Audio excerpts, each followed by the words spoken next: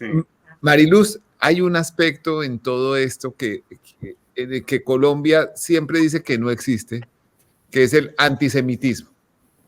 Ujú. Eh, Colombia ha tenido dos oleadas de migración judía. La más grande tal vez fue la de la pre-Segunda Guerra Mundial. Y la población judía que estaba en Europa, muchos de ellos en Polonia, en Rusia, muchos de los que constituyeron la comunidad askenazí que vive en Colombia, tuvieron que enfrentarse grandes problemas para entrar al país. Mientras estaban prácticamente en la situación o de convertirse en carne de cañón de la guerra o de ser apresados, recluidos en un campo de concentración y asesinados por el solo hecho de ser judíos, Colombia no fue generosa con esa entrada. Ujú. ¿Cómo reconoces, cómo registras tú en tu libro esta situación? Sí, Daniel, esa historia de la apertura, de la generosidad de Colombia con los refugiados políticos, pues es un mito, porque mientras otros países latinoamericanos recibieron realmente oleadas de judíos, las cuotas de Colombia eran muy limitadas. Digamos que la historia que mejor ilustra ese trato de las autoridades colombianas a los judíos fue una que encontré de el presidente, el representante del comité ICE, que era el comité de refugiados que se ocupaba de erradicar a los refugiados en todos los países del mundo, y el representante aquí en Colombia se llamaba Jaime Feinboim, y era también un intelectual muy respetado, que fue jefe de redacción de la revista Nuestra Tribuna, que era el órgano de divulgación de la colonia judía, y bueno, y hacía parte del centro israelita.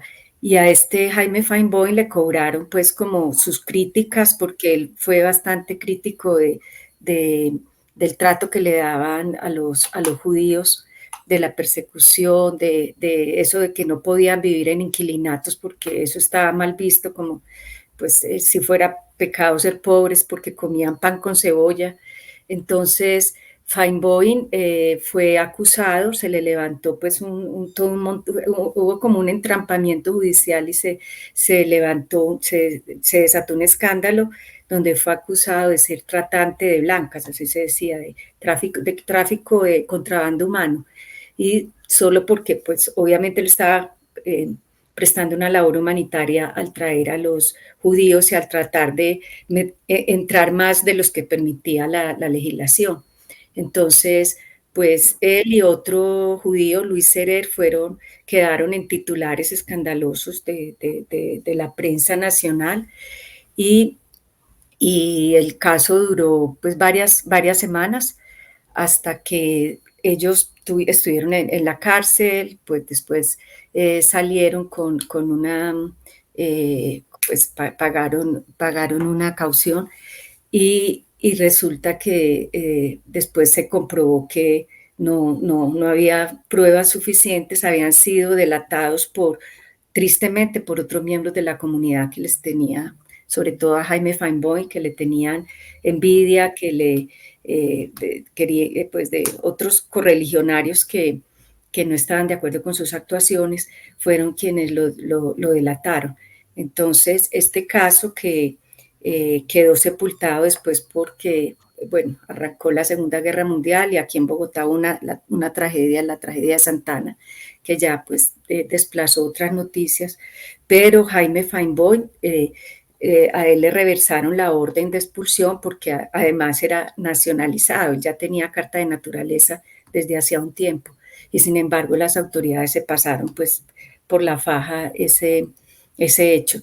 Y él se quedó en Colombia, pero se retiró de toda la actividad pues con el Comité Judío de Ayuda a los Judíos, porque pues fue después de ese escarnio público, él se limitó a su vida de empresario, y fue un hombre exitoso y murió aquí en Bogotá y está enterrado en el Cementerio del Norte. Murió en el año 82, pero pues fue un escarmiento que quisieron hacerle las autoridades porque él estaba trayendo más judíos de los que se permitía. De una. Yo tengo una pregunta para Mariluz Vallejo, muy concreta. Mariluz, tú dices que los gobiernos conservadores han sido mucho más benevolentes, sin que puedan ponerse como ejemplo mundial, con los extranjeros que los liberales. ¿Es eso así? Bueno, no es tan categórico. Lo que digo es que, para sorpresa mía, los gobiernos liberales persiguieron más a los, o en ciertos gobiernos se persiguió más a los extranjeros.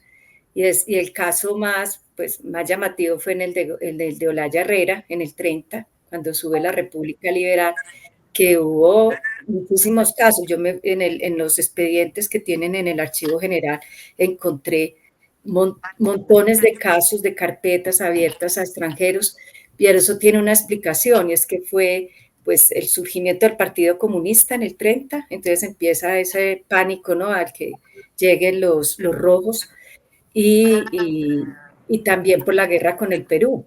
Entonces es cuando se empieza a ver espías peruanos debajo de las piedras.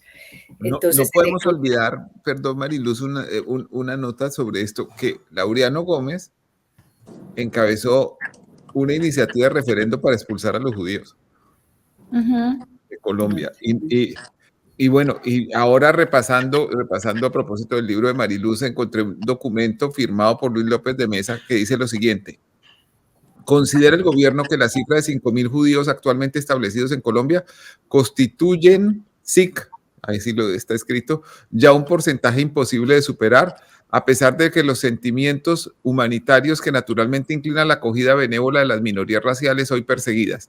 Esto hace necesario que los cónsules bajo su jurisdicción opongan todas las trabas humanamente posibles a la visación de nuevos pasaportes a elementos judíos. Documento de la Cancillería. Sí, el gobierno, entonces, ese de Olaya, pues por ser un gobierno liberal, pero en ese contexto internacional, ¿no?, que arreció la persecución a los extranjeros, sobre todo de ideas comunistas. Pero el de Laureano sí se gana el trofeo, porque entre Mariano Ospina y Laureano, en esa transición de los dos gobiernos, hubo numerosos expulsados, sobre todo entre intelectuales. Ahí vemos hasta el caso de un artista muy importante, ahora que Daniel Samper Ospina preguntaba, me acordé, Peter Aldor, húngaro, que fue el caricaturista del Tiempo por más de 25 años, un excelente dibujante, y él siempre hacía, pues dibujaba, era como la situación bélica internacional, siempre se ocupaba de temas internacionales, pero alguna vez se ocupó habló de la situación del país, de la subida de los precios del café, y le llegaron de la SIC, para entonces, no, todavía no existía la SIC, de agentes del detectivismo, la SIC es con Rojas Pinilla en el 53. Le llegaron agentes del detectivismo a su oficina a decirle que más bien se quedara calladito, que dejara de criticar al gobierno, que eso era injerencia en política y que podían expulsarlo. Y claro, eso debió haberle dado pánico, porque después El Siglo publicó una carta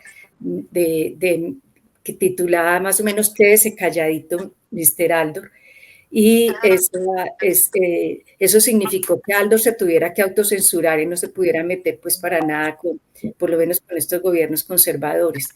Entonces, sí es cada gobierno, o sea, si yo me pusiera ya a analizar cada gobierno, seguramente que liberales y conservadores tendrían una alta cuota de responsabilidad en estas expulsiones arbitrarias. Y en el de Gerard Restrepo también, incluso Gerard Restrepo, pues un liberal, demócrata, ahí se presentaron los casos de atropello como el de Marta Traba, y a otros personajes de la vida cultural en Colombia, ¿no?, de de Gabriela Samper, que Daniel debe conocer mucho este caso, ya de nacionales pues perseguidos por su relación supuestamente con grupos armados. Y en el de Turbay Ayala, por supuesto, con el Estatuto de Seguridad también. Ahí pasaron cosas y un capítulo una mínima postilla antes de ganas de oír la columna de Anita. Es que muchos periodistas colombianos que trabajaban, varios, en agencias internacionales en Bogotá, procedieron a expulsarlos sin darse cuenta de que eran colombianos, lo cual constituye pues una aberración absoluta. Y uno de ellos fue en el gobierno de Pastrana, de Misael. El Farid Kamel, ¿no? Que creyó que era colombiano como cuando cualquiera de nosotros. Sí, y lo iban a expulsar. Sí. Otro caso que antes de leer mi columna, que en la comunidad jurídica se ha lamentado mucho, es que Hans Kelsen, que es, pues, diría yo, el padre del constitucionalismo moderno, era judío y fue rechazado de venir a Colombia, creo que por el abuelo de la canciller Holguín. ¿Cómo se llamaba él? Andrés Holguín. Por ser judío. Imagínense, además, pues, lo que hubiese sido para la cultura jurídica y constitucional colombiana haber tenido un pensador de ese tamaño como Hans Kelsen en Colombia. Eso hubiera sido... La xenofobia roba muchas cosas y roba muchas oportunidades de crecimiento, de desarrollo para los países.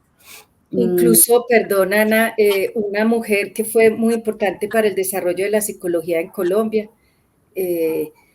Mercedes Rodrigo, española, republicana, que vino a refugiarse en Colombia como desde el 40, a finales de los 30, cuando la guerra civil. Ella y su hermana, que es una compositora muy reconocida, María Guerrero. María Rodrigo. María Rodrigo. Las dos hermanas. La música a las canciones que todos cantamos cuando niños de Rafael Pombo. De Rafael Pombo. Y ella está trabajando en el Instituto Pedagógico, bueno, y Mercedes en la Universidad Nacional fue encargada de impulsar los estudios de psicología, o sea, fue pionera en ese campo. La había traído ella había llegado allá a la Nacional por recomendación de Agustín Nieto Caballero, y sin embargo, pues fueron expulsadas en el año 50, ya con Laureano Gómez, porque quedaron reseñadas desde el 9 de abril como comunistas sospechosas, ¿no? Porque esas fueron, pues, después del 9 de abril, se les abrió prontuario a muchos extranjeros que estaban en las universidades y a ellas finalmente las expulsaron, se fueron a Puerto Rico y pues Colombia perdió también la oportunidad de tener a esta maestra, que ella fue la inventora de las pruebas psicotécnicas para hacer la selección de estudiantes de medicina, ¿no? en la Universidad Nacional. Bueno, entonces leo mi columna, pero antes de eso quería preguntarle a Daniel Samper Pisano, porque alcanzó a hacerme un teaser, como dicen, en ese anglicismo, para que me regañe, de la camiseta que lleva puesta, pero no me explicó qué era porque arrancó el programa. Que muestre la pinta. Esta es la camiseta. ¡Upa! ¡El santo! El enmascarado es nada menos que el Santo, luchador mexicano, pero no es mi ídolo. Mi ídolo está a mis espaldas. A ver dónde están mis espaldas, que los Samper tenemos problemas con eso. Allá lo ven ustedes. Es el hijo de Blue Demon, con quien tengo una vieja rencilla acerca de la cual cuento cómo nació, cómo se desarrolló y qué va a pasar en un libro mío que acaba de publicarse, y que con todo cariño les voy a mostrar la foto dentro de un segundo, exactamente. Allí cuento cuál ha sido mi problema con el hijo de Blue Demon y cuál fue el de mi papá con Blue Demon. Pero lo interesante de todo esto en el fondo es un poco la añoranza de los años de la lucha libre y una exploración de lo que es la lucha libre enmascarada en México, que bueno, Daniel Coronel lo tiene que saber mejor que yo, que es realmente un fenómeno social y cultural extraordinario. Sí, señor, así es una maravilla y tiene muchos aficionados, tantos como la lucha libre en Estados Unidos, que es una cosa distinta, pero en México está ligada a muchas cosas muy importantes, incluso la gastronomía callejera. Muchos de los tacos que se comen en la calle llevan nombres de luchadores, todo siempre me ha llamado la atención. ¿La lucha libre es actuada o es una contienda real? Es una actuación real. Mentiras, es una contienda actuada. Bueno, listo.